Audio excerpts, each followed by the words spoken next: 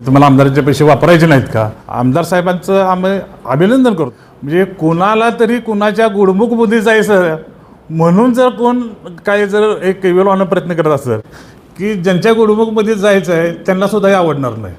म्हणजे जाहीरपणे मी सांगतो या ठिकाणी आणि जबाबदारीने सांगतो, त्यांच्या स्वतःच्या लोकांनी ही टेंडर प्रोसेस पुढं अपडेट करू नका हे सांगितल्यामुळं नगरपालिकेचं प्रशासन थांबलेलं आहे. मी जबाबदारीने सांगतो आहे की कराड नगरपालिकेच्या विकासामध्ये जे जे कोण मदत करतील, जे जे कोण या विकासात काम आणण्यासाठी सहकार्य करतील, त्या सर्वांचं कराड नगरपालिका स्वागत करेल. आमचा उद्देश हा नेहमी संकुचित कधीच नव्हता. ह्याच्या अगोदरही जे जे कामं आली त्या कामांना ठराव देण्याचं, त्या कामांना जे जे सहकार्य करण्याची भूमिका आहे ती आमची नेहमीच राहिलेली आहे. आणि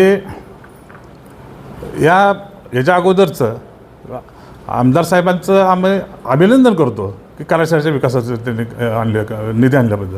परंतु कोणी असं दाखवत असेल, म्हणजे कोणाला तरी कुणाच्या गुडमुखमध्ये जायचं म्हणून जर कोण काय जर एक केवलवानं प्रयत्न करत असेल तर मला निश्चितपणे खात्री आहे की ज्यांच्या गुडमुखमध्ये जायचं आहे त्यांना सुद्धा हे आवडणार नाही.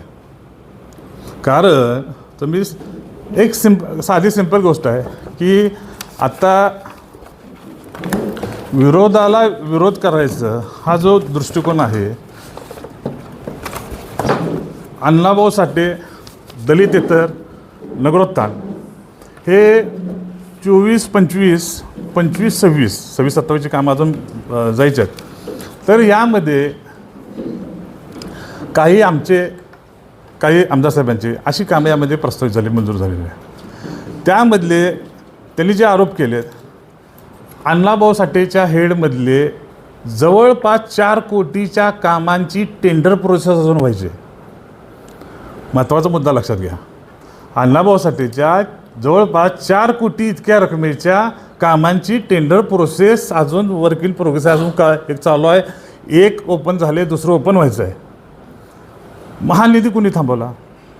हा प्रोसेसमधला भाग आहे.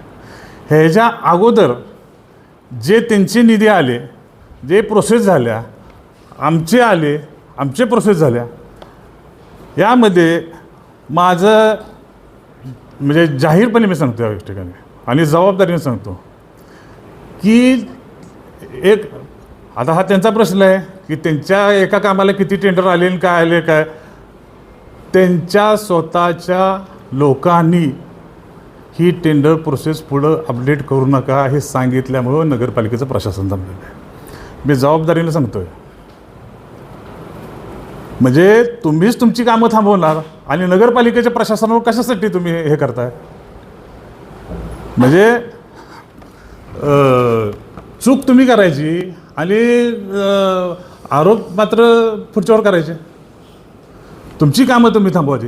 कराड नगरपालिकेनं तुमची कुठली कामं थांबवली जरूर सांगा.